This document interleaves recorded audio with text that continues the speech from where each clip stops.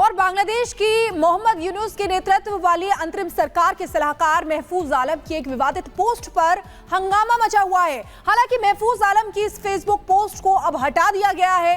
बांग्लादेशी नेता की विवादित पोस्ट पर विदेश मंत्रालय ने कड़ा विरोध दर्ज कराया है। एक खास रिपोर्ट आपको दिखाते हैं।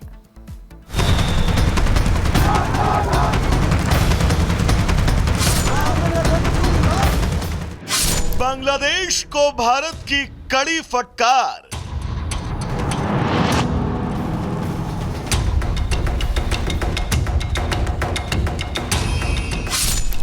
सोशल मीडिया पोस्ट पर जताया ऐतराज।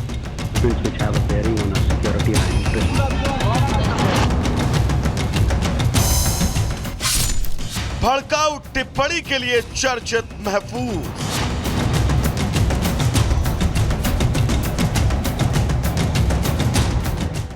बांग्लादेश की अंतरिम सरकार के सलाहकार महफूज आलम की सोशल मीडिया पर की गई पोस्ट पर बवाल मचा है। हालांकि विवाद बढ़ने पर इस पोस्ट को हटा दिया गया। वहीं अब बांग्लादेशी नेता की विवादित पोस्ट पर भारत की ओर से कड़ी प्रतिक्रिया आई। भारतीय विदेश मंत्रालय के प्रवक्ता रणधीर जायसवाल ने कहा कि इस मुद्दे पर बांग्लादेश के सामने कड़ा विरोध दर्ज कराया गया है। The Bangladeshi government, we have actually strongly registered a protest on this issue. We understand that the post that you referred has been taken down. We would like to remind all concerned to be mindful of their public comments. दरअसल महफूज आलम ने विवादित post में कहा था कि भारत को उस विद्रोह को मान्यता देनी चाहिए जिसने तत्कालीन प्रधानमंत्री शेख हसीना को इस्तीफा देने पर मजबूर किया। महफूज ने यह भी कहा कि बांग्लादेश को भारत पर निर्भरता से आजाद रखने के लिए 1975 के बाद 2024 होना ही था। दोनों घटनाओं के बीच 50 साल का अंतर है, लेकिन हकीकत में कुछ भी नहीं बदला। Bureau report, Republic Bharat. और बांग्लादेश में एक बार फिर से हिंदू मंदिरों में तोड़फोड़ की गई है। बांग्लादेश में 3 हिंदू मंदिरों को टारगेट किया गया है। यहां पर न सिर्फ तोड़फोड़ की गई है बल्कि भगवान की मूर्तियों को खंडित भी किया गया है। खबर बांग्लादेश से है, जहां पे बांग्लादेश के मेमनसिंह और दिनाजपुर में बदमाशों ने 2 दिनों के भीतर 3 हिंदू मंदिरों को की 8 मूर्तियों को खंडित किया है। शुक्रवार को यह जानकारी मिली है, जहां पर देखिए जो 3 हिंदू मंदिर हैं वहां पर जो 8 मूर्तियां हैं उनको खंडित किया गया है। मेमनसिंह और दिनाजपुर में बदमाशों ने, ये जो बदमाश है ये कौन है आप समझ रहे होंगे किस तरीके से यहां पर पहले टारगेट किया गया हिंदुओं को। और जो हिंदू मंदिर है वहां पर जो हिंदू मंदिरों के देवी देवता है उनकी मूर्तियों को खंडित किया गया। किस तरीके से जो तस्वीरें निकल के सामने आई हैं वो यहां पर दिखाई दे रही हैं। आतंकियों के निशाने पर दरअसल हिंदू मंदिर है, लिहाजा दिनाजपुर में और मेमनसिंह में यहां पर बीते 2 दिनों में 3 जो हिंदू मंदिर है वहां पर के 8 मूर्तियों को खंडित किया गया है, तोड़फोड़ की गई है, नुकसान पहुंचाने का प्रयास किया गया है। तस्वीर टीवी स्क्रीन पर आपके। तो देखिए इस बीच खबर मथुरा से सामने आ रही है, जहां जैत में स्वाट टीम और पुलिस की यहां पर मुठभेड़ हुई है। गौ तस्कर के साथ मुठभेड़ हुई है। इस दौरान देखिए गौ तस्कर के साथ साथ एक पुलिसकर्मी भी घायल हुआ है। 1 मिनट की रिपोर्ट आपको दिखाते हैं। मथुरा पुलिस ने एक गौ तस्कर को मुठभेड़ के बाद गिरफ्तार कर लिया है। गिरफ्तार गौ तस्कर का नाम तारिक बताया जा रहा है।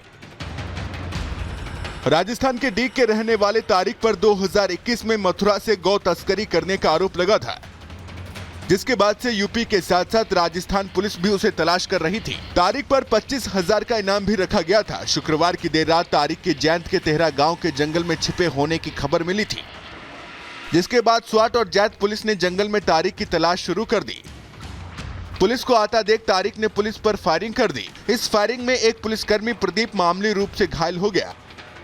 इसके बाद जवाबी फायरिंग में तारिक के पैर में गोली लगी, जिसके बाद उसे गिरफ्तार कर लिया गया। तारिक के पास से तमंचा, कारतूस और एक बाइक बरामद हुई है। वहीं घायल बदमाश को इलाज के लिए अस्पताल में भर्ती कराया गया है। Bureau report, Republic Bharat. और इधर दिल्ली पुलिस ने एनकाउंटर में 1 लाख के इनामी बदमाश को गिरफ्तार कर लिया है। उसके दोनों पैरों में गोली लगी है। कैसे दिल्ली पुलिस की तरफ से कुख्यात बदमाश को पकड़ने के लिए जाल बिछाया गया, इस रिपोर्ट में आपको दिखाते हैं।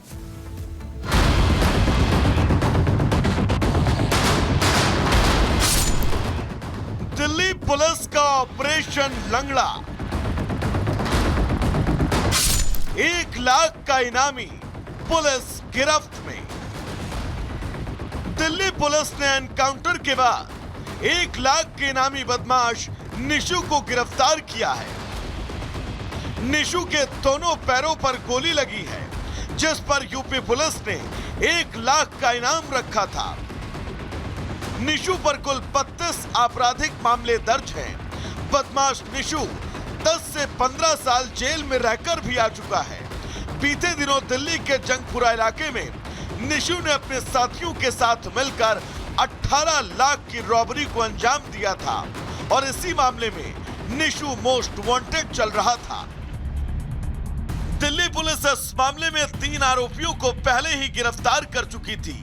तीनों के नाम शिवा, तरुण और विकास है, लेकिन गैंग का मास्टरमाइंड निशु के बाहर की ये तस्वीरें हैं। मंदिर परिसर से होते हुए ये कूप की तरफ जाने का जो रास्ता है और एडमिनिस्ट्रेशन यहाँ पर जो कोशिश कर रहा है कि इस कूप को लेकर जो एक तरीके से निरीक्षण है वो किया जा सके।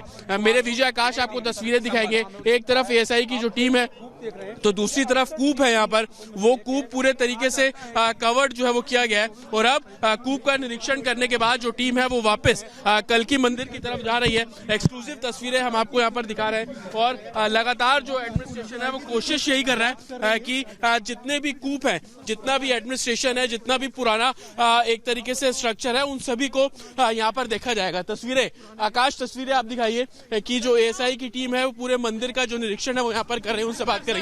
सर, निरीक्षण किया मैडम से पूछिए, उनसे पूछिए।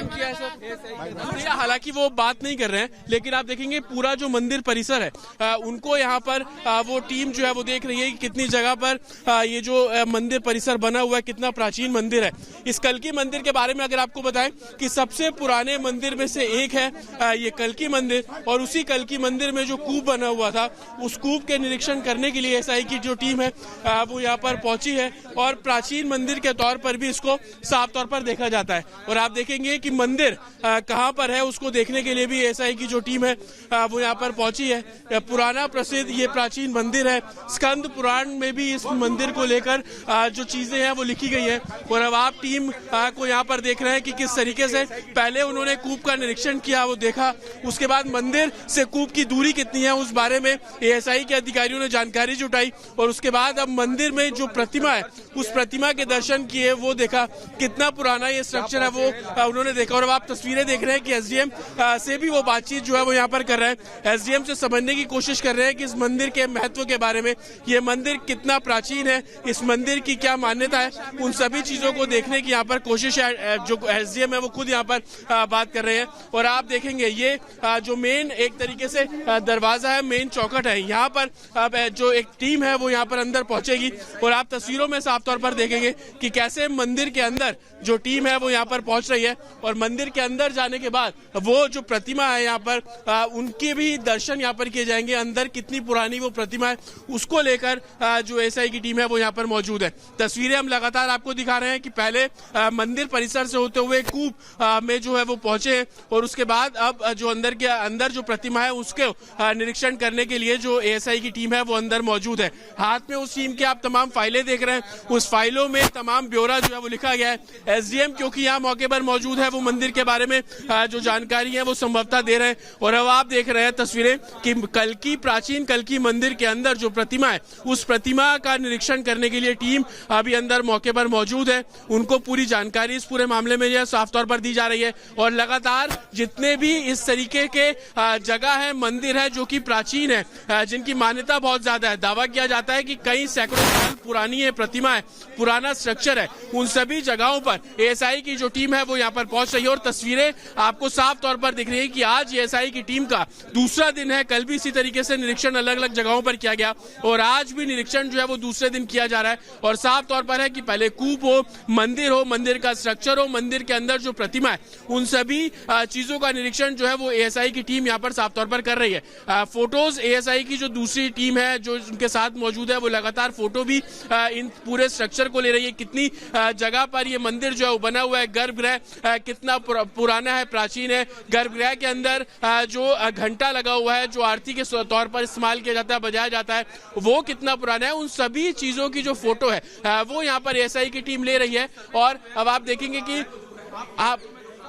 देखेंगे कि लगातार जो एएसआई की टीम अंदर है और जो पूजा अर्चना है वो भी साफ तौर पर देखने को मिल रही है। लेकिन कितना पुराना ये मंदिर है, उसकी मान्यता को लेकर, कितनी पुरानी प्रतिमा है, उसको लेकर तमाम जो चीजें हैं वो की जा रही हैं। चाहे फोटो वीडियो रिकॉर्ड करने की बात हो, उन सब चीजों को देखते हुए एडमिनिस्ट्रेशन यहाँ पर पहुंचा है और बेहद पुराना ये मंदिर बताया जा रहा है। और जब हम यहाँ पर पहुंचेंगे तो आप देखेंगे कि गर्भगृह के अंदर इस समय टीम मौजूद है और बातचीत की जा रही है। जो पुजारी हैं उनसे बातचीत है वो साफ तौर पर कर रहे हैं। अंदर जो तमाम डिटेल्स वो बता रहे हैं, उनको वो अपने कागज पर लिख रहे हैं, किस तरीके से कब से पूजा की जा रही है, जो पंडित जी है उनका परिवार किस तरीके से रहता है। कि तमाम तस्वीरें आप रिपब्लिक भारत पर देख रहे हैं। उसके गर्भगृह में जिस तरीके से मैं आपको बता रहा था कि जो घंटा है, जो आरती के समय पे इस्तेमाल किया जाता है, वो कितना पुराना है, उस तमाम चीजों को लेकर जो एडमिनिस्ट्रेशन है एएसआई की टीम के साथ यहाँ पर मौके पर मौजूद है और हर एक चीज को बारीकी से नोट किया जा रहा है। संभल के इतिहास को लेकर लगातार एडमिनिस्ट्रेशन बोल रहा है कि रिवाइव करेंगे, संभल को प्राचीन शहर के तौर पर डेवलप करना है। और यही कारण है कि एएसआई की टीम हर उस जगह पर पहुंच रही है। मंदिर कितना पुराना है, प्रतिमा कितनी पुरानी है, उसके बारे में जानकारी जो बोली जा रही है। आप देखिए कि फोटो वीडियो रिकॉर्ड किया जा रहा है। जो गुंबद है, कितना पुराना ये गुंबद है, गर्भगृह से बाहर निकलने के बाद किस तरीके की नक्काशी उस पर की गई है। मेरे विजय आकाश अगर आपको तस्वीरें दिखाएंगे तो आप समझ पाएंगे कि एक अलग तरीके से पहले के समय में जो पत्थरों के ऊपर नक्काशी की जाती थी, उस तरीके का जो स्ट्रक्चर है वो यहाँ पर है। और